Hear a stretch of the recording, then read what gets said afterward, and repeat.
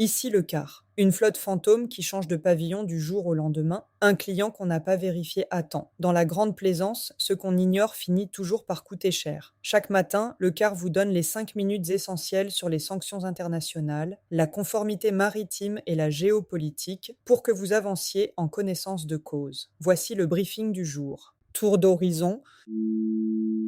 L'émissaire de l'ONU pour le Yémen, Hans Grunberg, a directement alerté le Conseil de sécurité. Un retour à des combats de grande ampleur au Yémen surviendrait à un moment impitoyable, avec des institutions étatiques fragmentées par plus d'une décennie de conflits et une économie sans marge pour absorber un nouveau choc. Il a averti que 4 années d'accalmie peuvent se perdre en quelques semaines d'escalade, appelant les parties à la désescalade alors que l'intensification des combats sur les lignes de front à Marib, dans le Hadramaout et à Al-Maka continue de faire des victimes militaires et civiles.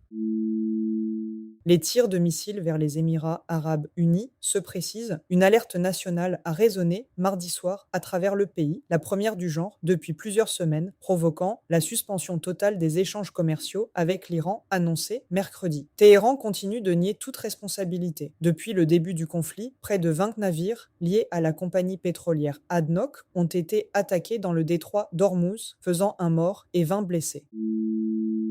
Le règlement européen anti-blanchiment, UE 2024-1524, redessine discrètement les règles de conformité pour la grande plaisance. Il fixe un plafond de paiement en espèces de 10 000 euros à l'échelle de l'Union, les États membres pouvant fixer un seuil plus bas, faisant entrer les transactions de yachts de forte valeur dans le périmètre de la lutte anti-blanchiment. La nouvelle autorité anti-blanchiment, AMLA, basée à Francfort et opérationnelle depuis mi-2025, doit superviser sa mise en œuvre avant l'échéance d'application du 10 juillet 2027. Candidate, plongée.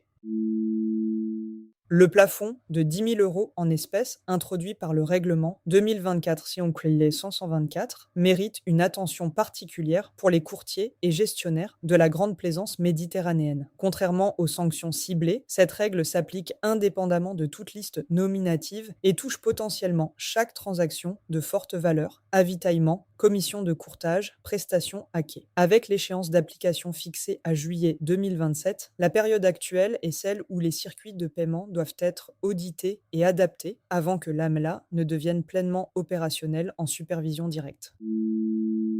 Perspective à surveiller, réponse ou non des parties yéménites à l'appel à la désescalade de l'émissaire onusien et durée de la suspension commerciale émirienne avec l'Iran.